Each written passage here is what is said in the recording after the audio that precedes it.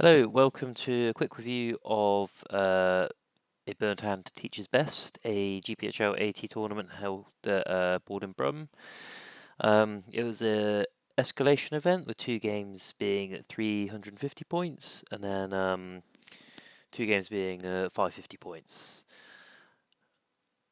So obviously this one was hosted by Mr. Thomas Smith, who is in the same team as me for GPHL. So obviously that, and it also being Brum, which is obviously a really good venue. Yeah, obviously had to go to this one. Yeah, I was looking forward to it as well. So it's an interesting format. Obviously, it's meant to be a bit more chill because it's a GPHL 80. But tournament points are awarded a little differently to normal.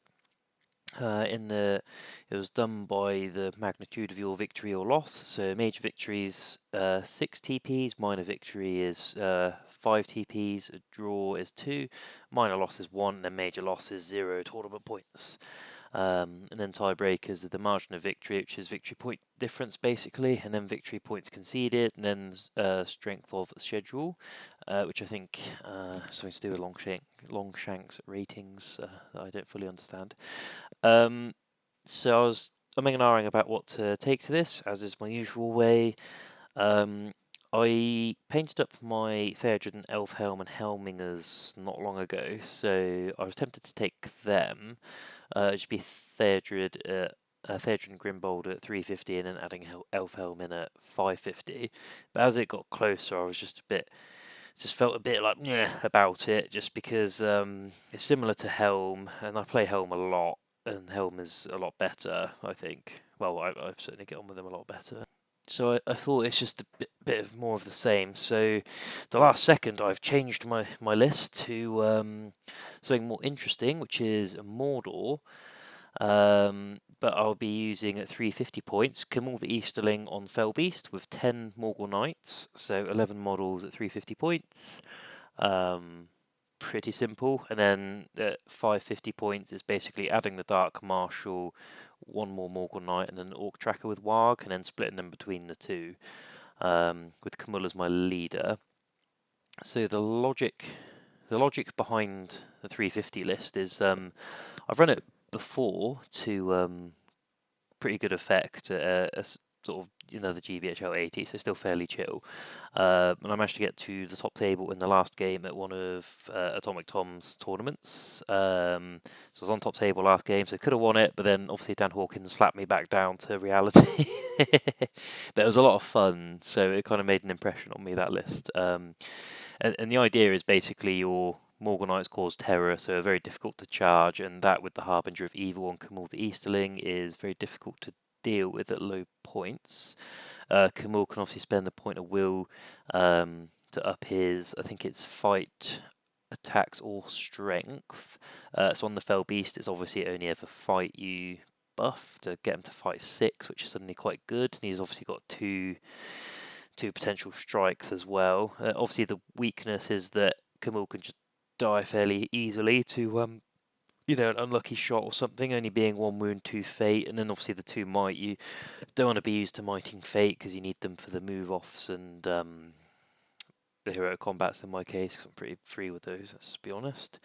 He's not a very good spellcaster, so he's 1 worse than a standard Wraith, but because of his other special rule where for every wound he causes he gets a will back, it means you can actually be quite free with the spells. So if he's a 4+ to transfix someone, just chuck 3 dice at it and then get him into combat, cause those wounds, get the will back. So he's able to sustain combat throughout the whole game, as well as a bit of spell casting, which is quite nice. And then at 550, the logic is you bring another knight, that's what the points allow, and then a tracker, just because that's the number of points I had. So just a random bow, we can sit an objective, he can do whatever he wants. But the Dark Marshal is the other, not the other, he is the fight 6 Wraith. So both my Wraiths have the ability to get to fight 6. The Dark Marshal does not have strike though, which is sad, but if he spends a will, he counts as a banner to warriors within 6 inches, which I did not realise when I picked him, because I was kind of thinking the banner on the 2 beasties is kind of a lot more important than anyone else, but I think in retrospect, I still stick with the choice, just because banner following two Fell Beasts around is never really going to work, just because you need to be flying all over the place, and having some dude with a banner on the horse running around after them isn't realistic. Um, but yeah, obviously he's got 14 will, so he can be quite good at he's good at spell casting, and so he can do a bit of mannering, bit of spell casting, a lot of combat. But that's pretty much it. So hoping to come up against low courage armies, which will just repeatedly fail to charge me. Um, but yeah, it's very matchup dependent, because I'm 11 and then 14 models, and obviously that's quite tough. And the Morgul Knights, they're good, but especially against strength 4, they can just go down, or to a lot of shooting. So it's tough. But yeah, that was the idea. I thought it'd be more fun than a sort of helm or sort of nearly helm list. Anyway, so on to the games. So game one, the draw was done the night before. I was actually really looking forward to this, because my first matchup was against Tom Payne, who's bringing his Isengard. So his list was quite simple, in that it was Ugluk as leader, and then Vrasku, and then basically a whole bunch of crossbows. I think he had like 7, and then just a bunch of pikes, and one Krebane as well for objectives. It's quite simple.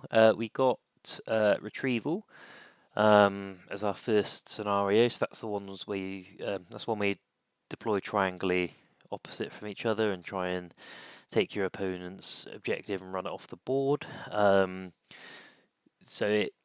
I picked a table edge first, so I picked the one where his side of the table was the most open, which still wasn't too open, and deployed just out of charge range. Unfortunately, I had to put my one warband down before he did anything, which cost me sort of 3 inches of movement, because I had to set myself back from the main line just to make sure I couldn't get charged in case he deployed right up on it. But I think Tom did the smart thing and basically turtled around his objectives with crossbows elevated to the side to basically shoot me as I came in, and try and cause some chaos. And then essentially, turtling around his objective, breaking me, and then winning by that small margin. And then sending his Krebane to worry my objective, so I had to keep a couple of guys back. So yeah, I sort of spent a couple of turns shuffling up with my main force. I left 2 Morgul Knights behind to guard my objective, which, in retrospect, one would have been fine. Because eventually I did move the other one up. So Tom, to be fair, I think Tom misplayed fairly early on when he put the Krebane within charge distance of one of my Morgul Knights. So it meant that I was able to get the charge off on him, and although I didn't kill him, it basically meant he wasn't really able to get away, and I did eventually kill him to basically end the threat to my objective, which was nice. But yeah, on the way in, I took some crossbow shots. I don't think there was anything too substantial. I think I think he killed 1 or maybe 2 Morgul Knights, and I think he worried Kamul. I can't remember if he caused any wounds. He might have caused a wound on the Fell Beast and then got a fate off of Kamul, if memory serves. But the game itself was very simple, in that basically he sort of turtled around the objective and kept sort of blocking me from getting it. And then basically I ran out of might fairly early on, just because I had to do some combats and all that sort of thing. And my knights basically just refused to die. So Tom tried to do some charging and failed to get a lot of them off, which obviously helped. And then I was able to kill some when I charged, and then when I got counter charged, he just seemed not to be able to take him off the board very quickly, which was very handy. Obviously did that thing where I didn't charge everyone in, so I had some guys at the back to sort of counter charge and pick off other people and that sort of thing. There's not too much to say here. I did do one sneaky thing, which I was sort of patting myself on the back about, which is transfixing Vrasku on the way in. So basically, stop his crossbow shots and get the will out of him. So that was quite good, because obviously he's the biggest shooting threat. Tom kept shooting into the combats with Camille, which which kind of had me kind of quite nervous every round. But yeah, I mean, that's pretty much it. He just kept boxing me out, boxing me out. He did eventually break me on the last turn, which was annoying because it was my fault. Because I left a knight out in the open because I thought we'd carry on shooting Camille. Yeah, not realizing that Ugluk was in combat with Camille, so he wasn't going to shoot him. So it meant he had basically 3 shots to take a knight off the board, and he killed him, and that's what broke me, and I was exactly broken because of that. So that was my own stupidity, really. But yeah, so he called a combat with Ugluk, and I don't think he sort of intentionally put him in harm's way, but I was able to get the fell beast charging into him, and then killed Ugluk. But basically, the game ended. Can't recall if we timed out or not, but yeah, the game ended with me having killed Ugluk, just having been broken, so lost six out of the 11 models. I just could not get the objective. It was so frustrating because there was if a couple of things had gone differently, I think I could have dismounted someone to at least pick it up, and then suddenly that sort of tilts it back in my favour. But Tom did exactly right. Even when he was getting low on men, he just kept finding ways of just boxing me out, and it was it was a bit frustrating. But it was a very good game. So yeah, I mean, there's not too much to say about that. There was obviously a bit of luck on both sides. So I think Camille's spellcasting wasn't always up to snuff, but then Tom fluffed a lot of courage and whatnot. So yeah, that's the first game. So I lost that 3-2 because he broke me for 3 points. I killed his leader for 2, but I just couldn't move the objective from a starting point, or get someone to hold it at the end of the game. So that was that really. Game 2 was friendly fire against Mr. James Murphy from the same GBHL team as me. So he was playing Minas Tirith with Denethor, Hurin, and then a bunch of tin cans. Although they were all in Denethor's warband, Hurin's warband was only 2 knights and then 5 rangers. So we were playing, I think it's Divide and Conquer, the one where you deploy in opposite corners, sort of alternate warbands between opposite corners, and then there's 3 objectives across the middle you sort of have to rush to. I very quickly decided I was going to isolate and destroy one warband. At first I looked at Denethor's warband, and I thought, yeah, let's just do that, because it's got Denethor, it's got the tin cans, and if we're able to keep Hurin at bay for a couple of turns, then Denethor's very isolated. I very quickly changed my mind just before I started moving in turn 1, and because the Rangers sort of kept coming towards the middle, because I was a bit worried they'd hang back in these ruins and just shoot at me, and I'd really struggle to get to grips with them because they'd be in buildings and I'd have cavalry, and the sort of bases wouldn't really work. They'd be defending obstacles and it'd be a nightmare. But they came forwards of the ruins, and I was just thinking, Kieran sort of cheesed it with the 2 knights to go and find Denethor. So basically, I sent my whole force up towards that corner of the board to kill those guys. So in one turn, I was able to take 5 models off the board, which was very helpful because I think he had 22, 3 or 4, something like that. So killing 5 models is actually about a quarter, or just under. So that was something of a triumph, really. I was quite pleased with that. But then basically I then swung back around and sort of lined up opposite him. I was trying to time it so I could get the charge and whatnot. Hurin sort of snuck back around to join Denethor, so he was united with his force minus the 5 rangers. I was untouched. I think Kamal was back at full will just because he caused the wounds. I did that thing, so with Vrasku it made sense in that I transfixed him to stop a couple of crossbow shots the turn before I charged in. I transfixed a random ranger to stop his bow, and I now realise that was really dumb because it's like the probability of him wounding Camille was a bit silly. So putting a will to stop someone shooting for a turn was a bit of a waste. But I think I got the will back, so I think I suffered another loss for of will for him being in combat for a turn, but then I caused 2 wounds, so he must have been back up to 12. So that was all good. So basically, yeah, that was just about timing the charge. So James moved forwards just so I couldn't fly over his ranks with the Fell Beast, so I'd basically just be charging in and sort of wrapping around either side, which I did. There's not too much to say about the infantry on infantry. When I charged and won, I was killing quite well. There was a lot of shielding on James's part, but then also when he was able to either counter charge or get a couple of guys and win the combat, he could kill me. But what did actually start to hurt was Denethor, after a couple of turns, decided he needed to get involved.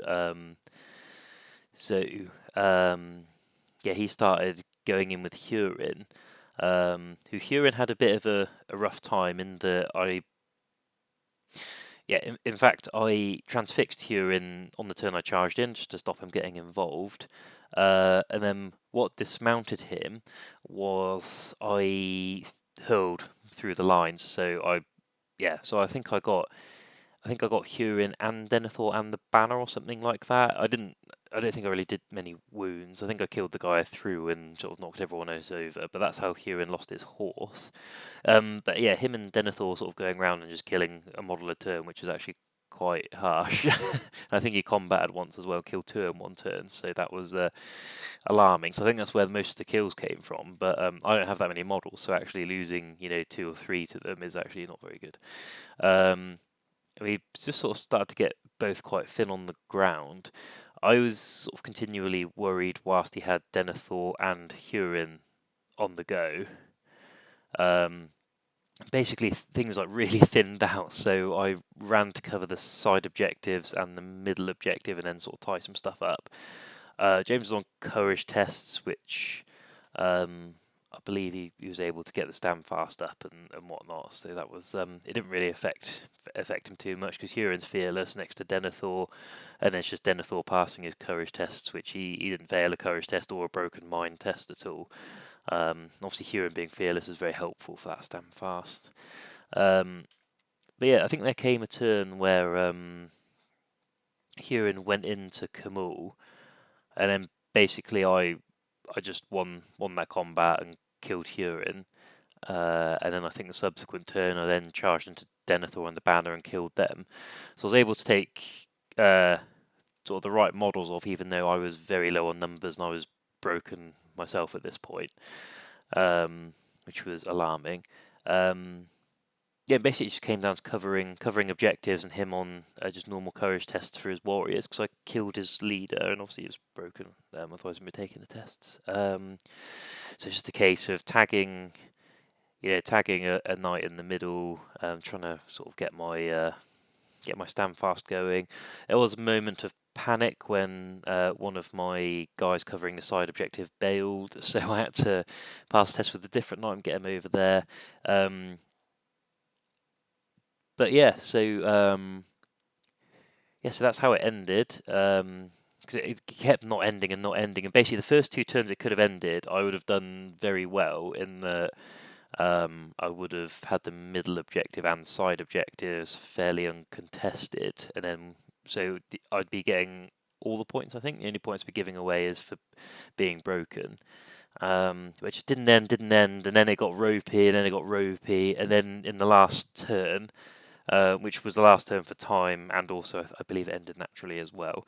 I had one side objective totally uncontested, fine. I had the other side objective. He had 1 warrior, I had 1 knight. I passed my courage with the knight to see if he ran away. I was debating whether to charge the warrior, which I probably should have done, but I didn't because I was hoping he would just bail. He didn't bail and then countercharged my knight, and if he'd have won, he might have been able to push me off the objective, which was just silly, or even kill me. But as it was, I won, just pushed him back and failed to kill him, so that objective was contested. And the middle objective was annoying because there was one warrior in the middle. I had charged in with Kamul, so I was on the 3 attacks on the charge, obviously a monstrous charge. And then I only gone and fluffed the combat, so we both had one warrior in the middle at the end of it, which was annoying. Sorry, one model in the middle. Yeah, so I kind of went from getting those yummy points to not. So it was a bit closer than it might have been if it ended earlier, but then obviously, a number of things could have gone wrong for me. So I think just just happy with that result. So it ended 5-1. Again, I think that was because the leader kill, the breaking, and then having the side objective to myself, and then he got a VP for breaking me. But it was a good game. Obviously, friendly fire within the GPHL team. But yeah, I got incredibly stressed during the course of the game because it was just got so squeaky bum at the end, and it didn't need to be. If it ended first turn, then we'd all be laughing. But it just kind of went on, and then it was fine. Then it wasn't fine, and then everything was very ropey, and then kind of held it together for the last turn. I think if we'd have gone on, I do like my chances, but the way Kamul just kept fluffing throughout the course of the day at like really random times, it's very stressful. So could have still probably gone either way at the end, to be honest. But yeah, that was game 2. So win and a loss going into lunch. So game 3, I drew Matt Hudson and his defenders of Erebor. So he had Thorin Stonehelm as leader, and then Bard. Bard's warband was half Knights of Dale, and then half Warriors of Dale with bow and spear. And then Thorin had a whole bunch of Iron Hills dwarves with shield and spear, and then 2 crossbows, 2 goat riders. So we got breakthrough on this. So I just sort of looked at this, and I was just like, I'm just gonna bounce off of the dwarves, like, because they're 5-4, they're high defense. Like my knight's not gonna do anything. It's just gonna be a nightmare. But I mean, obviously, I wasn't too sure what to do because basically Matt deployed between 2 pieces of terrain to create a shield wall. Sorry, I put one warband down first, and then he set up his dwarves on a shield wall. And I was debating whether to have the other guys deploy on the other side to go around the flank, but in the end, I just kind of thought I'm just going to try and punch some holes in with fell beasts and fling stuff around with the hurls, and then see what I can do. About punching some holes and getting knights through and stuff, and it's a bit of a sort of stupid strategy. I don't know what it was. I got really spaced out after lunch. I just really lost focus for the first half of this game. It's just I don't really know what's wrong with me. But anyway, I mean that's pretty much it. So I was just outside of charge range, but I was basically going to get the first charge. There's not too much to say there. Just got stuck in. He left a couple of channels for his heroes to get through and stuff, but I think turn 1 I just basically smashed everything into his front line. Just doing quite well with the knights, to be honest. I think turn 1 it went quite well.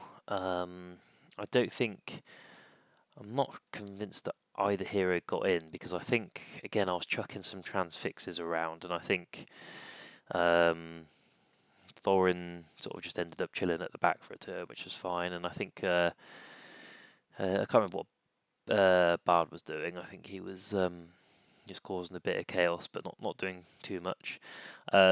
Basically, I sort of just hit like a truck and killed a bunch of guys. But then the following turn, he's sort of struck back, and then I think he killed sort of actually 4, 5 of my knights in the first couple of turns. So I was a bit like, oh, here we go. So I started getting a bit reckless with my fell beast because I was a bit like, I need to get behind here and do some business.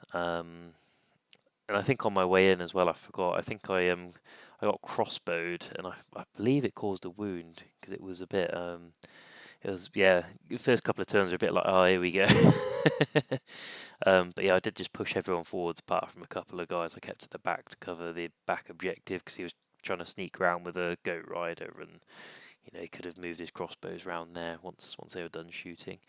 But yeah, once I got these fell beasts behind, I basically really ballsed up with the Dark Marshal, because although Bard was unable to get involved because of sort of base positioning and stuff, he was able to get Thorin into the Dark Marshal after he resisted, I think, 2 lots of transfixes.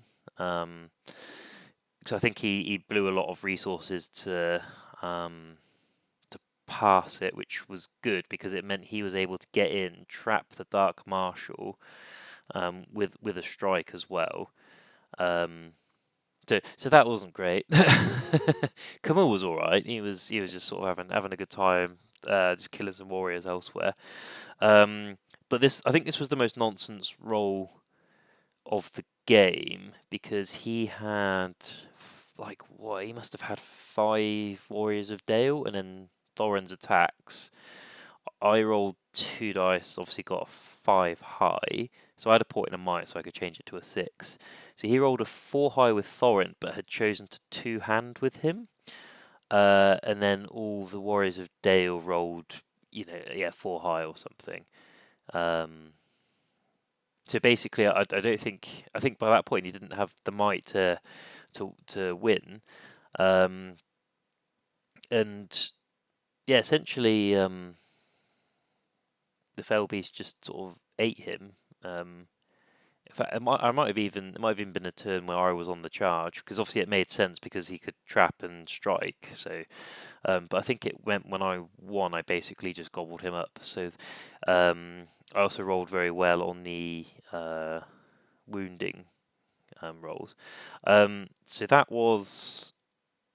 I think that was the craziest roll of the game in the sense that I won with a 5 and he had a whole bunch of dice and a might, I think, and a banner reroll, and just didn't get the roll. And I think we were discussing, and I think if he hadn't 2-handed, then he would have won because he could have then mighted it, I think. But yeah, it just basically just got very unlucky, and Thorin got gobbled up, and then suddenly things didn't look so bad, and it was just sort of a case of I think he then switched to playing more aggressively. Although he wasn't sort of passive to begin with, but I think he's just really getting in and trying to take stuff off the board and trap the Fell Beasts and do all that sort of thing and sort of hold them up. And it was basically a story of once Thorin was down, I was then able to sort of get into. I think I was able to get into Bard and then kill him, and all this whole time I was sort of taking warriors off. Because like I said, he killed 5 warriors pretty early out the gates. But then just didn't kill anything after that. It was very unlucky. I think the dice rolls did sort of flux a bit. So that business with the Dark Marshal was probably a low point of his dice, and there was a lot of courage tests, especially in the last turn. It just all seemed to come unstuck with the courage tests, and a lot of the stand fast rolls and that. But then earlier on, he was doing quite well with the courage tests, and obviously killed a bunch of knights. So it did kind of ebb and flow quite a lot, the dice rolls. But yeah, I mean, I was basically able to kill Thor and then eventually Bard, clean up the warriors. I was able to claim the objective over on his side. And then I ran a knight from my back objective to the side objective, behind where his crossbows had been, who both rolled snake eyes on their courage test. This is what I mean with it was kind of, there were high points and low points. So he rolled 4 ones in a row for for those 2 courage tests, which was mental because it just meant that a knight I had at the back to intercept his goat riders just sort of ran past him and just sat on the objective, and I just got that for free. And again, the the Warg Rider I had at the back, basically, his goat didn't run away, but we both had one on those objectives, so that was a wash. I was able to clear. I think I was able to clear 2 guys at the back off his back objectives. I think Kamal. This is it. Kamal just kept breaking my heart throughout the day. It was ridiculous. So he had 2 guys on his back objective. I had my 2 charging fell beasts. Kamal fluffed and obviously failed to kill the guy on. He was fighting, but then the Dark Marshal did the business and killed the guy he was fighting. So I had 2 models there to his 1, and yeah, I was just able to, because again I won the sort of clutch last priority or 2. I was able to just sort of tag everything and clear the guy off the other side objective as well. So it basically looked really, really bad for me early on, and then I think the Thorin thing just sort of flipped it. It wasn't even that he didn't have the tools to deal with me, but it just seemed like from that point I sort of managed to figure out my life and do all the right things from that point, and then. I think Matt's luck just sort of evaporated, and because I was sort of watching, and well, obviously I was watching, but I didn't really think, oh, I wouldn't have done that or whatever. I think he sort of playing it right. It just sort of evaporated after that. It just the impetus sort of swung for some reason. I have no idea why. But yeah, it was. I think there was one issue where he failed a courage test, which trapped Bard in for a turn, which wasn't great, and then Bard failed a courage test the subsequent turn. So there was, but I mean, in the grand scheme of things, he definitely played it right, and the luck just swung my way in the end. But it was a very good game. Yeah, I just went in not expecting to win, and then was surprised when I did. So yeah, no, that was all cool. So I'd won 2 by this point, which was good because I wanted to go 2 wins, 2 losses with this list at least, because I'd guess not the most competitive, kind of more fun, but still fairly good. So I was happy with this going into the last game of the day. So last game was against Daniel Shaw, who I think had seen off one of my teammates earlier in the day, I believe. Yeah, so he had Fell Beings of Mirkwood, basically Razgush and Spider Queen. I think he had 2 bat swarms between the warbands, 2 giant spiders, 2 Mirkwood spiders, 4 trackers, and then just a bunch of orcs, 1 random warg rider, and then 1 warg on its own. So it's 32 models, which is quite a lot, which isn't great. And we drew to the death as well, which isn't the worst for me, to be honest. I think his 4 bows are a bit meh. I prefer not to deal with bows, but as far as bows go, I think they were, yeah, they weren't too bad at all. Because what I didn't want is someone to just sort of sit back and shoot me, because I think I just if I lose a fell beast, I think that's it. I need the double threat for the list to work at this points level. But yeah, to the death, I was a bit like, oh, well, I'm going to get broken early, and it's also for me to chase VPs because he has a banner and I don't, so he's 2-0 up basically before we do anything. It's not even like you can just play like a massive chode and just try and go for a draw or something. It's basically up to me to go and deal with him. So playing on a board that looked sort of like Geonosis, which was a little odd. It looked a bit Star Warsy, but it was just sort of an interesting desert type board. There was a big chunk of rock in the middle, and then sort of two other sort of outcrops on his side. So he basically set up in a V formation, basically shield, put in a shield wall, basically block it, lining up between 2 terrain pieces, which he then put his bats and some of his spiders on. I deployed so that I could basically come either side, because I didn't want to pile up on one side, because the risk then was that I would basically choke point myself and I just wouldn't be able to push through. So I needed to have the double threat of just cavalry smashing on both his sides, just pushing through, causing gaps, breaking up into a loose melee, because then that's when my cavalry are at their best, and then obviously the Fell Beasts can just fly over and cause trouble. So I think the first thing I did was sap will on the Spider Queen, which went off, and then Daniel spent. So he spent 1 point to try and resist it, which failed. But then I think I removed D1. Sorry, D3 Will. I rolled a 1, which was annoying. So I wanted her to be out of Will, so there no broodlings or not able to resist my spells and stuff. But she had a point of Will, which was a bit annoying. But it didn't really end up mattering. So Spider Queen sort of went onto this big pile of rocks in the middle, spent a couple of turns, I assume, plotting. She was in a nasty position because it meant when she was ready, she could just jump in and cause trouble. Yeah, so the first couple of turns are relatively uneventful. Yeah, I sort of smashed in on both sides. On the side with the Dark Marshal and the majority of my force, I just went in and bounced off some things and not others. Razgush obviously went in, clobbered someone, and I think combated into another person and clobbered them. So Razgush was doing the business, but then my knights were doing business elsewhere. So that was all good. On the other side, Kamul came in and lost a point of fate immediately to a random tracker bow shot. So it needed 4 up, 5 up, 6 up, 5 up. But yeah, that's that's what happened. But it's not. These things happen, but it's just annoying because obviously Kamul is very fragile.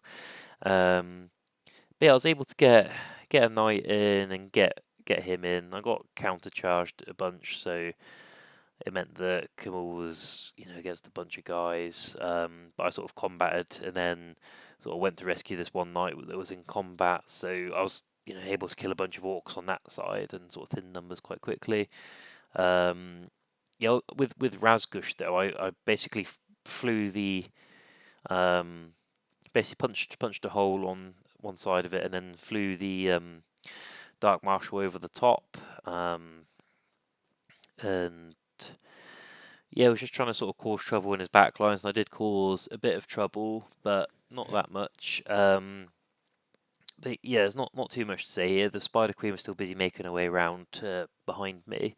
I was losing a whole bunch of knights, but I was killing a bunch of orcs and a few spiders, I think. Actually, no, it's just the one spider at this point, I think. I also did get a very early triumph killing a bat swarm that sort of just flew out from behind his line to tie up my Warg Rider. But I basically had the Dark Marshal charged. This is when he was still behind my lines, the sort of first turn of clashing. But yeah, I sent a knight to go and rescue him to get the knockdown. Sorry, not to get the knockdown bonus, to put the trap on the warg, and then basically we were able to combat off the warg, and I charged the knight into the bat swarm, and between him charging and then the warg, they managed to one pump it, which was very good because that double bat swarm threat was scary enough. I mean, one's scary enough even, so the double bat swarm was just a nightmare. So that was quite a triumph killing that early on. But as I was saying, the fell beast of the Dark Marshal sort of flew over the top and started causing some trouble. But then Razgush went in, and I sort of, I knew that was a threat, but I had Kamul free, so I was, looking to transfix and stuff. But I think this was the term where all the terror tests seemed to go right, and the bat swarm that was waiting in the wings somehow managed to get into Kamul, needing a 9 or more, which was frustrating because I didn't see it happening. I was just like, yeah, like fine, if I can sort of. Yeah, I don't know. Yeah, it's just the bat swarm going in, and then obviously he's able to get the trap on the Dark Marshal. He's able to get guys, around the bat swarm to protect him. So I thought the Dark Marshal was toast there, to be honest. But I got very lucky, I think, with the dice rolls, in that I obviously lost the combat. But to be fair, I mean, Razgush still needs 6s to wound the Dark Marshal, and all the others need 6s, followed by 4s. So I think he only put a couple of wounds on, which I saved both the fate, I think, or he might have only caused us a 1 wound. I can't remember now. But yeah, I got off very lightly, and then basically the bat swarm wasn't able to charge in. I think it wasn't able to charge in again. So that was the turn, I think. And all this time I was trying magic shenanigans, and they either weren't really coming off, or a couple of times I did manage to transfix a warrior to sort of, it's not really worth sort of relating the tales, to be honest. It's just, you see a warrior and you see what spell you need to cast to sort of get him where you want to. So you sort of, compel or transfix or something. So that was sort of just always going on in the background a bit. But yeah, it ended up with me losing a whole bunch of knights, but I was able to thin down numbers. And then I think there was a turn where Spider Queen was able to get into Camille and strike, and I failed to transfix her, I believe, which is slightly annoying. But she struck, against Camille, completely fluffed. So Camille pushed her back, but then he fluffed, and I think he caused one wound, rather than two, despite needing threes. But that was a triumph, really, because that was probably Camille dead if I lost that combat. And yeah, then Razgush was in trouble as well, because he failed his terror test to charge the Dark Marshal, and I think by this point he was out of might. So I basically charged him with the Dark Marshal, because then I'd get the monstrous charge and hopefully do all the business with the knockdown bonuses and that. But then I fluffed, because I think I can't remember if I think Dan shielded. Either way, I think I fluffed and didn't really do anything. So there was a bit of fluffing on both sides there. But by this point, my remaining knights were sort of cleaning up in the background. So I was sort of killing and killing. But then the turn where it just flipped was where he was broken, and the Spider Queen passed her test. Didn't get up to too much, to be honest. But Razgush rolled Snake Eyes, and obviously just bailed. And then there was a whole bunch of orcs that are out of 6 of the Spider Queen that bailed, and I think all the trackers just bailed. So he went from broken to that turn being quartered quite quickly, because the crux of it as well is, by this point I'd killed the other bat with my normal knights, and I think I'd either killed the spiders or they were going to die this last turn. And I think he just failed every terror test as well. So he got so this is where early game he was doing all right with the terror tests and getting stuff in where it needed to do. In this turn, it just nothing seemed to go right on the courage front. So so basically a whole bunch of stuff bailed. Nobody charged. I was able to pick all the charges. Razgush had gone, so that was leader VPs. I think with the Fell Beast, I can't remember what I did with them. I think I just cleaned up warriors, because there's no point in getting into a scrap with the Spider Queen. So I think she failed to charge. She stuck around but failed to charge. So yeah, I just cleaned up a whole bunch of warriors and killed his banner.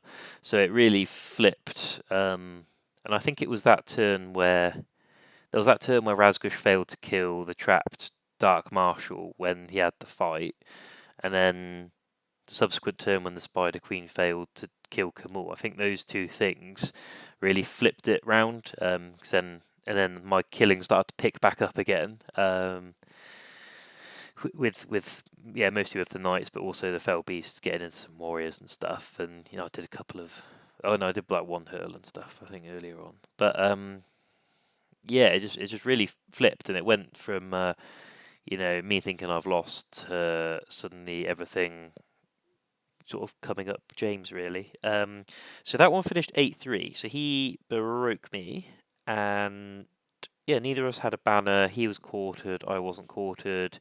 I'd killed his leader. Camille obviously hasn't taken a wound, he only has one wound. So it all ended 8-3. But it was a very good game. This is another one of those ones that was incredibly stressful, and by the end of it I was just exhausted mentally. But I think I played it right in that I needed to pincer. Was I a bit reckless with the Dark Marshal? Yes.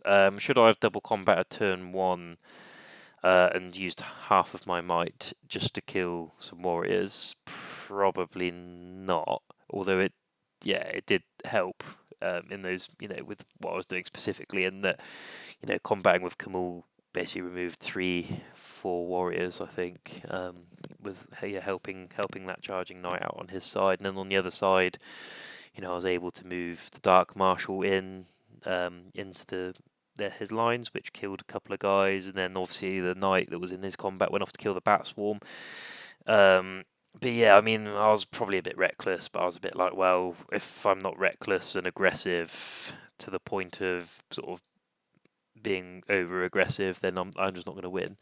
I think Dan played it right in that he tried to um, tried to basically create 2 shield walls using terrain to anchor as flanks, and then doing nonsense with the spiders. I remember I had to make a fate save with Camille as well because a spider got him with the paralyze. I thought you just spent the fate and it cancelled it, but you don't. You still have to make the roll. I made the roll though, luckily, because otherwise that would have been disaster. But yeah, I think he played it right. I think it was just one of those things where we both played our games, but then it's just kind of ended up just sort of the luck of things really. Yeah, I think the luck was very mixed. So in Daniel's last turn, the luck sort of completely left him. But then earlier on, there was taking a fate off of Kamul with a random shot, hitting him with a paralyze. But then obviously I was a bit lucky to ignore that. And then these sort of clutch fights I think were kind of what swung it. But yeah, that was that. So yeah, in the tournament overall, I finished 6th. 18 tournament points. So what's that? That was a minor loss, and then what was that? A minor win and 2 major wins, I think, something like that. So 18 tournament points total.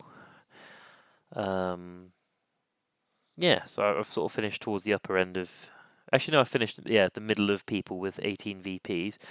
But yeah, Mr. Joe Gonzalez, Gibraltar's #1, won the whole tournament after throwing down Paul Kelly in the final.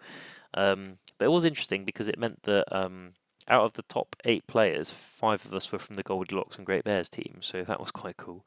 But yeah, just reflecting on my list, I think I'm really glad I didn't take Theodred.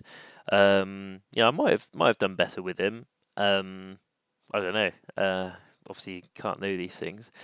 And I was a bit lucky with the matchups in the sense that, certainly the Uruks into game 1 and then the Orcs in game 4 struggled to deal with the Terror. Gondor a little less so, and same with the Defenders of Erebor, Legendary Legion. They were a bit more able to deal with it. But it was just quite a lot of fun, really. I just enjoy moving 2 fell beasts around. And in terms of how the list works, I think the list works actually quite well.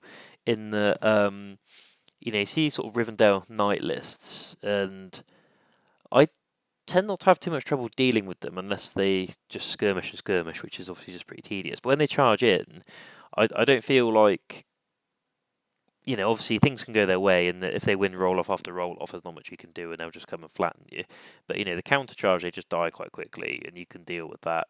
But with this, I think just the terror mixed with the Harbinger of Evil actually means that I'm not calling moves because I basically have 4 might, and they're for combats really, heroic combats or a strike with Kamul or something.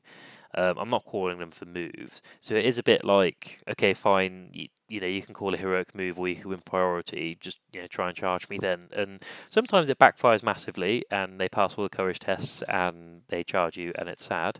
Other times they just cannot get a charge off, and what it means is they've moved. Everyone's horribly positioned because they all don't move when they fail the courage test, and then you can just get in and pick those fights with the Morgul Knights. And yeah, I think it does work well. And again, with the low points, 1 fell beast is fine. At 550 points, that double threat of 2 fell beasts is very good. And even when I was sort of getting animated in my mind a bit about losing the Dark Marshal game 4. I still have one.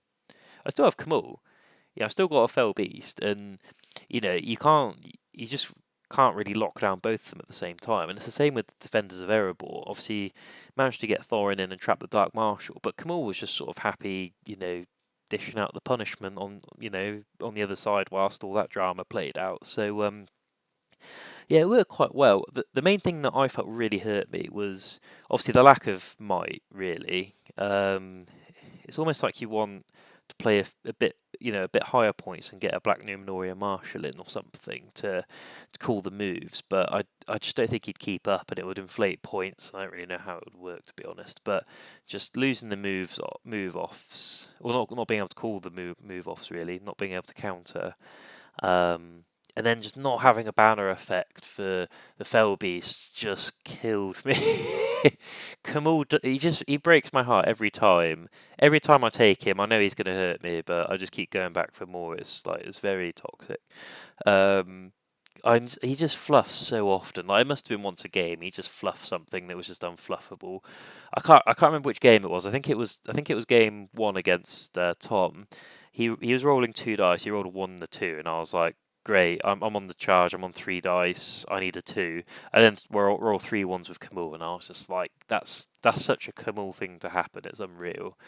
I can't remember what I was talking about. I kind of oh yeah. So not having a banner on the Fell Beast, yeah, that kind of sucks. But other than that, it's all good. I like it. It's a fun list. It's fairly decent, and I think it's the right sort of list for GBL HL80 where it's a bit more fun. There were some sweat lists, obviously, but a lot of the lists were a bit more chill. But yeah, I think I've sort of used it a couple of times over the past year, so I think it might be getting retired for a bit, but I certainly had a lot of fun with it, and it was obviously a great tournament. So obviously, Mr. Smith's very good at hosting tournaments. Board in Brum's a great venue, so it's just a really nice day out, to be honest. And yeah, managed to get our whole GBHL team out, which was good because it's 9 people and our schedules rarely align, but they did here, so that was all good. But yeah, all right. Well, I hope you guys enjoyed my rambling about that one, and I'll catch you at the next one.